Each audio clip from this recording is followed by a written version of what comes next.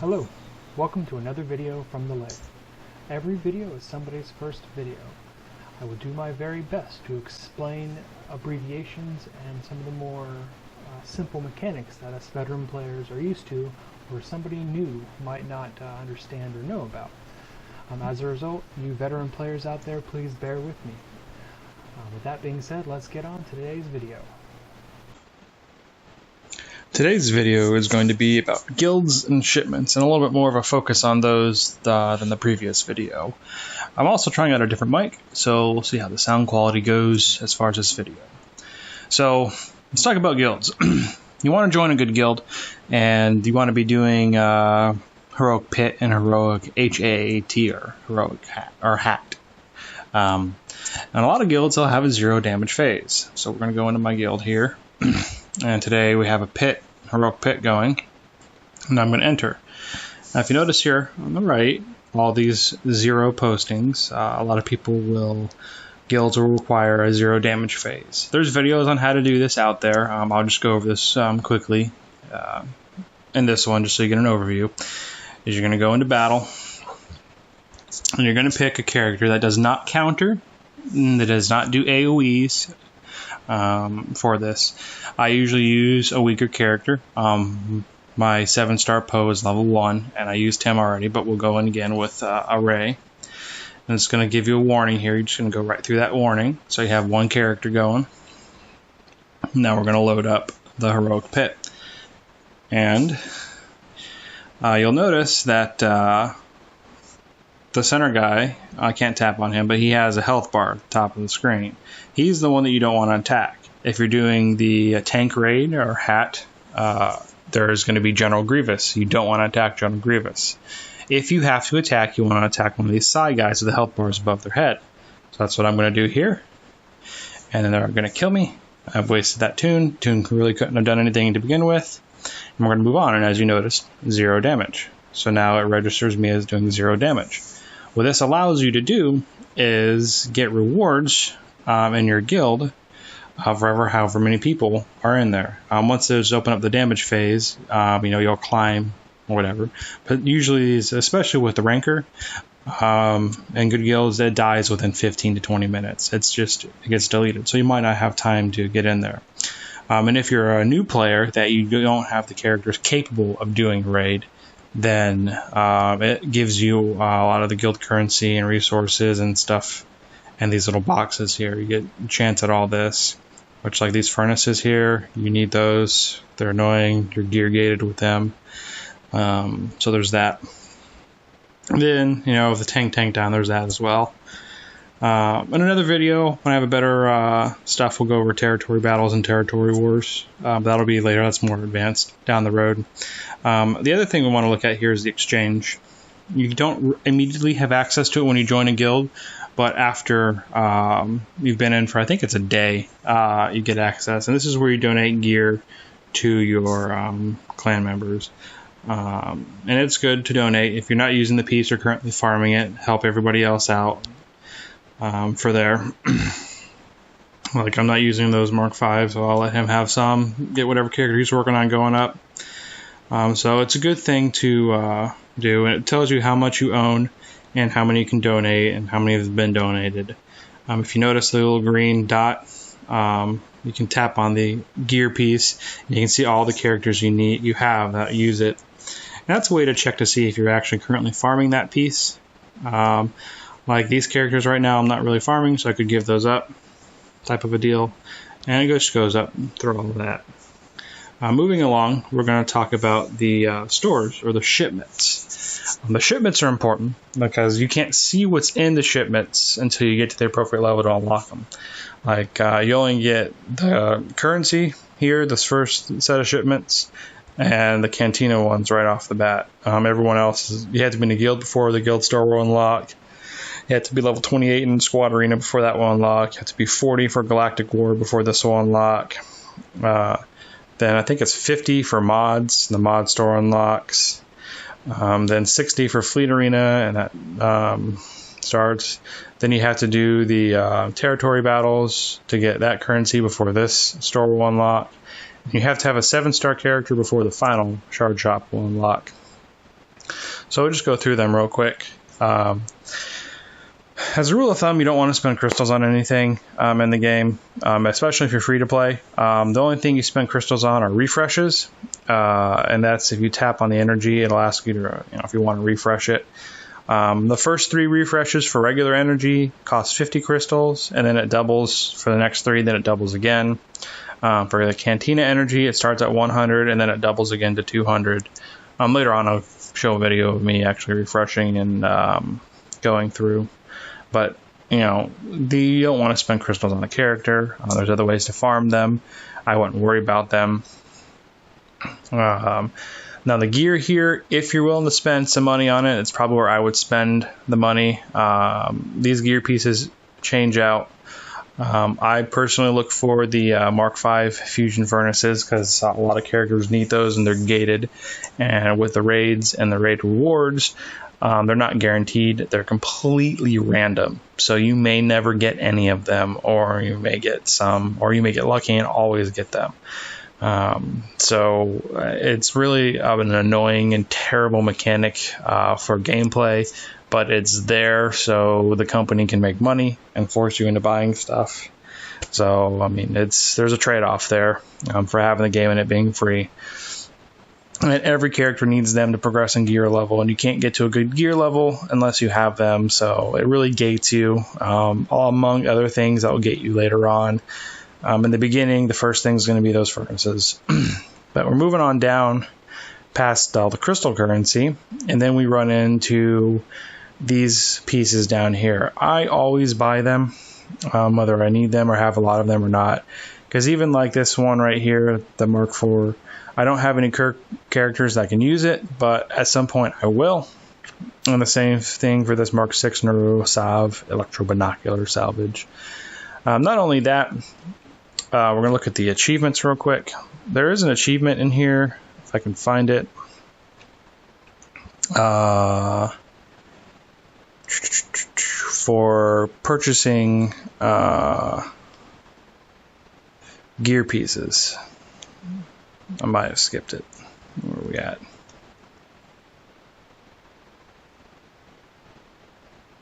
Yeah, here we go. A delivery awaits. Purchase so many items from the fleet shipments. And I just get those because they're cheap. It's not going to affect my total crystal outcome. It'll benefit me later on, and I'll be able to get the shards and stuff. The Vader shards are important. But I'm 65 out of 100 and I'm trying to get them up there. I'm kind of in a crunch to get R2-D2, and Vader is important to that. If not, I'm going to have to use Veers, and I'm not sure how I feel about using Veers with that. But anyway, that's neither here nor there. We'll go back to the shipments. So we'll move on to Cantina. Cantina is the next thing. All these characters, you got some ships in Cantina. You don't want to purchase the shipbuilding materials or the enhancement droids in the beginning. They're not really worth it. What you're more interested in is the shards. Same for the ability materials. If you look at this, I have 629 of these green ones. You get them. It's so easy. Same with the blue, 420. 420. But the purple ones are where it's at, and you have to spend a lot more in other stores to get those. If you're doing a Phoenix start, Chopper's probably going to be your first farm here in the Cantina Battle Store because he's part of the Phoenix squad, and he's pretty much necessary for any good Phoenix defense. Like if Chopper's not on there and they're running Sabine instead, or if Kanan's not on there and they're running Sabine instead, it's kind of an easy win. Chopper and Kanan both really cause an issue. Unless you know how to take care of the Phoenix squad, then it's whatever. My shard was filled with them, and I learned how to take care of them fairly early on. And one of the ways to do that is with Boba Fett. And he's the other one here in the store. Down here at the bottom. And mine's 7 stars. He has a good ship, too. He's also a scoundrel. So he does the credit heists. He's a great all-around character. If you're not doing a Phoenix start, Boba Fett's probably going to be your first farm in this Cantina shop. He's always going to be there, unless they completely rework the Cantina shop, in which case, well, ignore what I said. Other characters of note in here are Qui-Gon Jinn. He's probably he's probably the best Jedi lead currently in the game, but you have to Zeta him. And you can use him for Jedi team if you're wanting to farm Jedis. If you're not trying to be too maximum perfect in the characters you farm, you just want to farm whatever, he's in here, so he's a good one. Your old Daka is good for Night Sisters. She's also kind of good in other places if you want to revive and a heal, but not many people use those in game. The Stormtrooper here is another option to farm for your R2-D2 event, because you need 5 7-star Empire characters, and this is an easier farm than some of the other options, because you always get 5 shards out of it versus getting 1 or 2 out of a hard nodes a day. So it's something to keep in mind, but not a high priority. Your high priority is probably going to either be Boba Fett to start or your Chopper to start. The POW and Bistan, they're not really used for much. If you like the characters, get them, but they don't have much of a use besides a ship, and they're not really involved in a lot of teams. The Jawa Scavenger, there's Jawa teams for the different raids that work very well. He's useful for that. He's also useful for mod challenges, which we'll get into in a later video and more in depth. So he is going to be an option there, but not one of your top 1 or 2, maybe 3 or 4 farms. Your Hoth Rebel Scout is used for territory battles. Beyond that, he's not really that great. He can be an option if your guild needs it. But the other 2 important characters in here are First Order Officer and Poe Dameron. First Order Officer is used for the BB-8 event, and if you for some reason want to run a First Order team, you get him in here. He's actually in my current farm, so we'll just go ahead and pick up his shards right there. And I'm getting close to 7-starring him. The other one here is Poe. I have him maxed. Poe is used in a resistance team. A resistance team with Poe, Zeta Finn as lead, and your resistance pilot. I'm sorry, not your resistance pilot, your resistance trooper. Those are the core. So it's Finn, Poe, and resistance trooper under a Zeta Finn lead. They are a very, very good team for raids, for galactic war. They can even be used in arena to actually take out a team, but they're not good on defense, so you want to swap them out as soon as you can. But that goes over kind of the Cantina Battle store. You don't want to get Jedi Knight Guardian, just ignore that. That's one of the most worst characters in the game. We'll go over into the guild currency, the guild store. And here there are gear pieces. Some of these, like these holo projectors and Mark IIIs, a lot of characters need them to level up and gear. They are important. You can purchase those if you want. I personally prefer to look at the character shards down here. Recently, they increased the cost from 400 to 450, which I'm not a fan of, but whatever. And there are a number of different characters in here, these slots. With this, they have a pool that they draw from to put in here.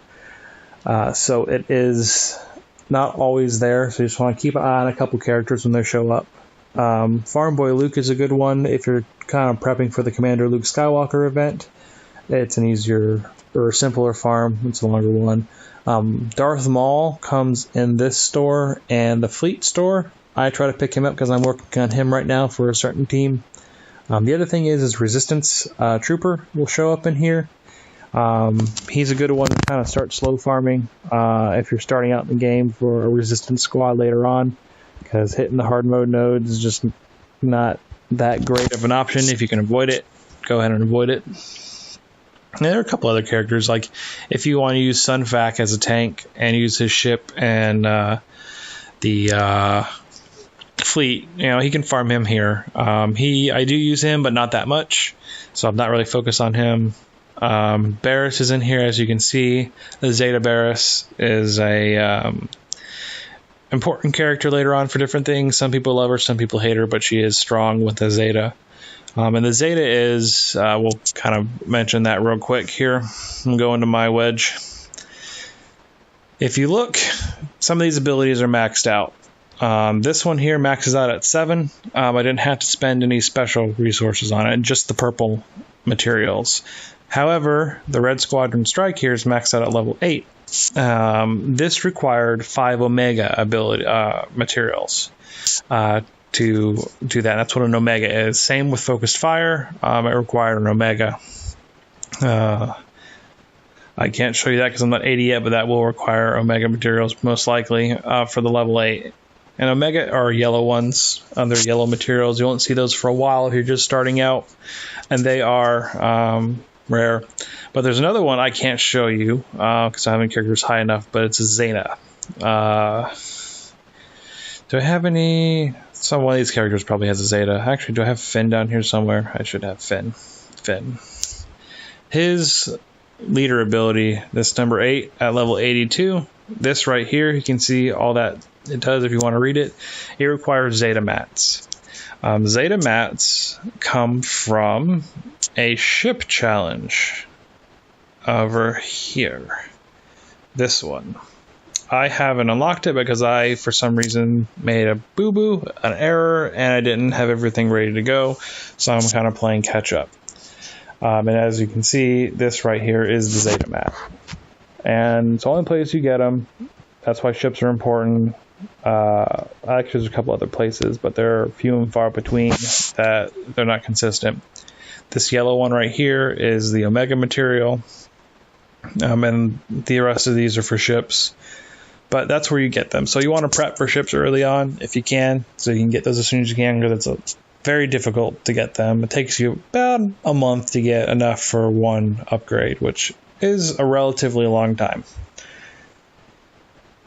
So that's the use for that, or what is that is if you ever hear me talking about that.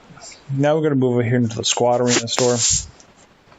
These top 3 things you don't want to buy ever unless you've bought every character in here, or all the characters that you've bought that are important, or I should say all the characters that are important you have already bought. For instance, I'm probably not going to buy Mace. I might later on, but he's not going to be a priority.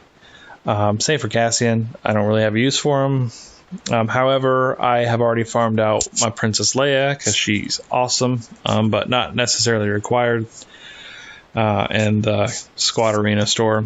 You also have Chief Nebbit. He's a Jawa. He's good. Used for Jawa things. There's also Grand Moff Tarkin. He's Empire. He'll help you get R2-D2, and he's also his capital ship. If it's going to load up here, yep, there it goes. This guy is one of the best capital ships to use. The other one is the Chimera, but if you don't have access to that right off the bat, you'll get this one. And it's really because of this ability, because it hits hard and it's pretty much an I win button if you're doing everything right. So we'll go back to the store here. You'll have some other characters in here. Greedo, he's not that great. Bounty hunters aren't that great in general because thermal detonators, they don't work properly or work well in the grand scheme of things. Saj Ventress, if you want to do Night Sister team, she's in here.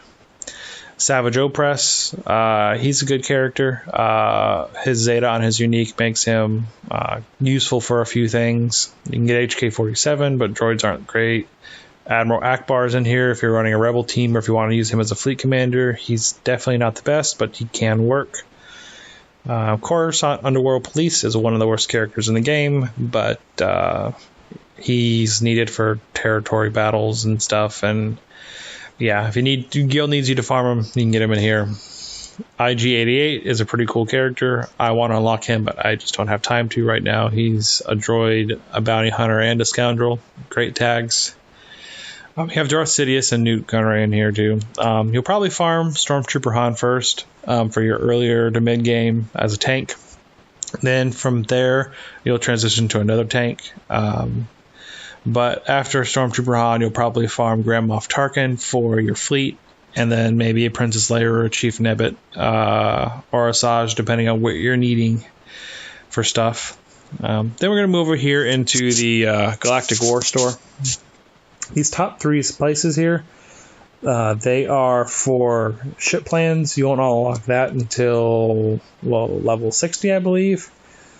So you'll be farming, and you'll just see this here, these characters. If you're doing Phoenix, this is where you get Zeb from. Bodhi's not that great. K2SO is another tank that he could be an option for you instead of Stormtrooper Han. Then you can farm somebody else in your squad arena store. Cad Bane's a bounty hunter, not that great.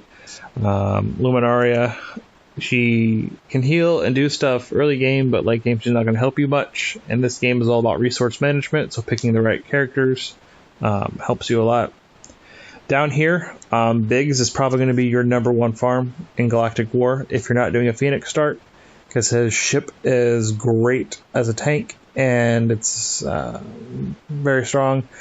And then you also can use him on a Rebel arena team, and if you get Wedge with him, he's just deadly. So he's pretty great and easy to get there.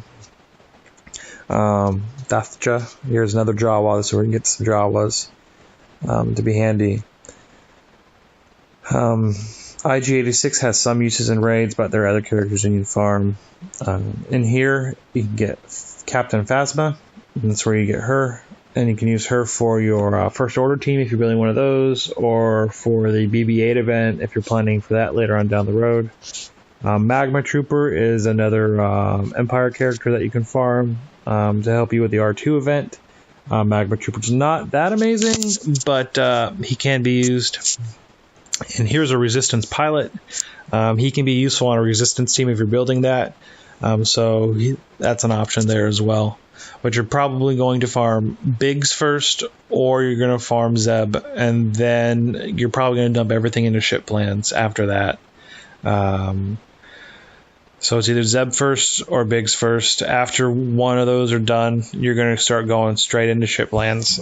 No ands, ifs, or buts, because you need to be ready for fleet. And fleet, the reason you want to be ready for fleet is because of that Zeta Mat challenge. And we'll also go in here and we'll look at the rewards.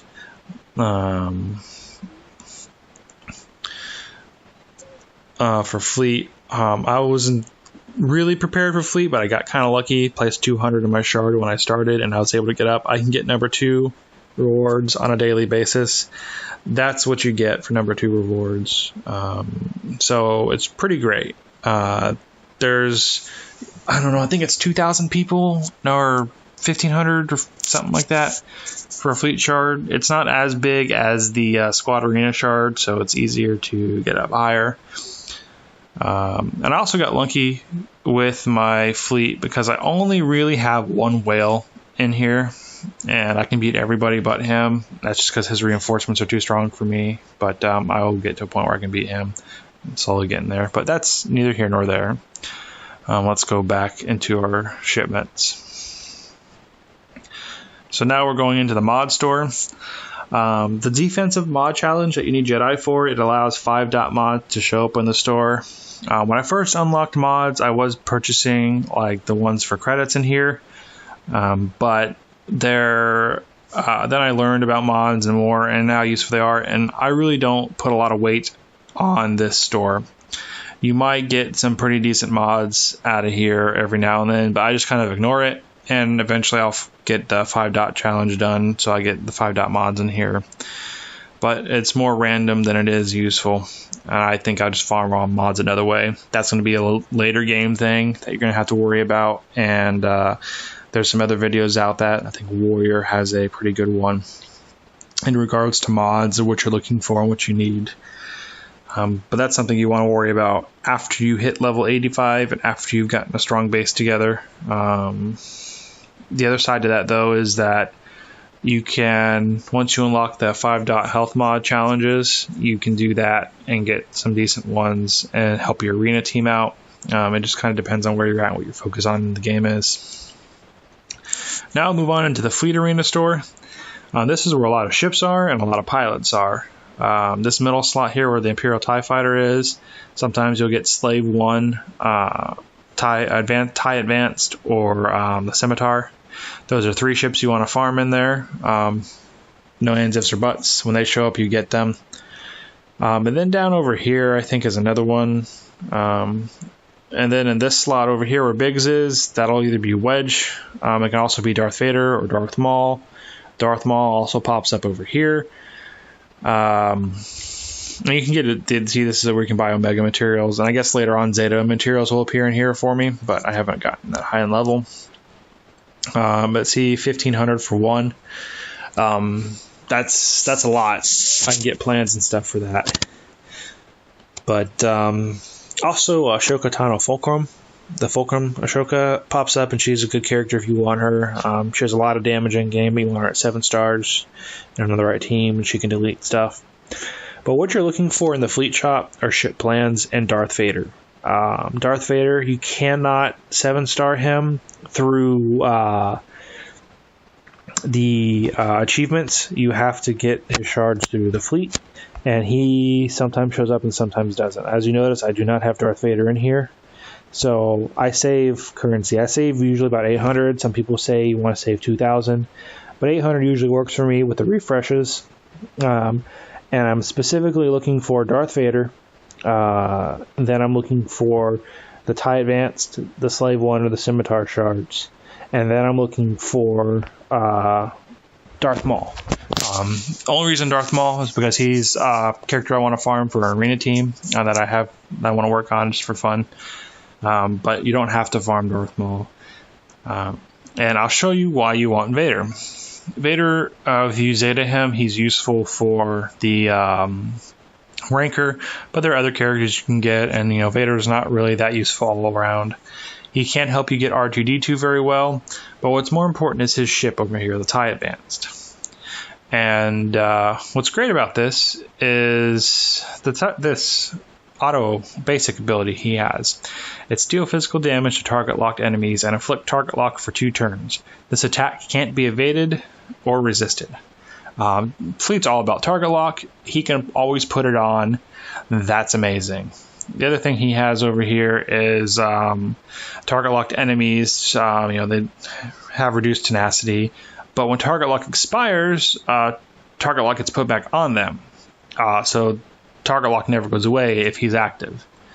And also, as not many people notice, but Empire allies get 10% turn meter whenever they attack a target locked enemy, which that is great for turn meter gain. So his ship is pretty amazing. The Scimitar is the other ship that we're farming to. This ship is great as a reinforcement ship because it comes in and it stealths everybody except somebody you select, and they get protections. That is wonderful for like a forced taunt after like Biggs dies or somebody. You can put it on a ship. I personally like to put it on the TIE Fighter because it has a high dodge chance, and whenever it dodges, capital ship gets turn meter. So I kind of try to exploit that as much as I can. The other thing he does is whenever the enemy reinforces, the Scimitar will inflict target lock on them for 2 turns. So that's a great target lock at the back end after you're down a few ships. And the other ship here is Slave 1, and this is another port 1. I really enjoy this ship. The target lock chance and the multi-attack on the basic is pretty decent. If the ship is target locked and you're hitting it, you get 20% turn meter on a crit, which that's a nice extra turn meter gain. Over here, the crew ability, all enemies have target lock on, it'll hit, and it does ability block. Excuse me. And that's great. It does a lot of damage, and you can ability block. The other thing here, this is like a mini ultimate, like capital ship ultimate, and it starts on cooldown and it does damage. It ignores the armor protection, it just hits the health, which is pretty awesome, and it hits really hard. So between that and your I win button on your Tarkin capital ship, you kind of just win. That's why those 3 ships are the ones you farm. And ship power, if we'll go in here, stats as a small thing. The blue number you see, or the turquoise number next to health, that's the amount gained from your pilot to your total. And it's roughly 40% of total ship power and stuff is gained from your pilot. So that's why you want to get Darth Vader. That's why you want to level him up and have him going. That's like kind of went off on a little rabbit trail there, but you need to understand everything. There's a lot of moving pieces. For the guild event store, you can do guild events 2 ways with purchasing stuff. These characters down here, they kind of change. I don't really farm characters out of here because you get characters elsewhere. Same with ship plans. I don't really get them out of here. I can get them elsewhere. Like things like the Scimitar, though, I might pick up if I had enough just to do it. just because that ship plan is so rare in Fleet. However, what's important here is your 2 character shards at the top, Hermit Yoda and Wampa. They're both really good characters. Wampa is a new addition to the game. He's really strong. He hits really hard. Great addition to the team, but it's going to take you 145 shards to unlock him at 5 stars. And if you notice, 10 shards cost 2,700 currency. It's going to be a long farm because you only get these rewards from certain things. Hermit Yoda is a great character, Jedi character. Some people think he's going to be required for the next legendary event with Luke, whenever that happens. If that happens, some people don't care. I like Yoda, so I'm trying to farm him up, in this version of him at least. And that's where I'm putting my currency in to him. He's terrible on defense because the AI doesn't work him right, but whatever. I just want him. The other parts here are these gear pieces. Gear pieces will help you level your characters. This is another store you can get them from. I believe these change to different things, so you just kind of pick up what you need as you go. And I believe once you hit 80 or 85, whenever you can unlock the yellow gear, they'll pop up in here too, so that's not a terrible option to save for later on in the game, so you'll have all that and you can get higher up in your arena, because you're probably not going to unlock Hermit Yoda or Wampa before 85. If you're in a guild that's doing the territory battles and the territory wars and you're getting the currency for it. So there's that. Now the last shop here is the shard shop. And what the shard shop is once you have a 7-star character, any extra shards you get for that character gets converted into currency. And then you can buy stuff from it. General Grievous is a character. If you like General Grievous, get him. Otherwise, he's not really great in any sort of team droid or the Genosian. None of that. What here pops up is I usually pick up gear pieces with it. Like the carbon sensor arrays, you need those. All these pieces you need parts of to level different things up and different characters. So you can use it for that. This is just really a way for the game to still give you something for extra shards of a character that you get.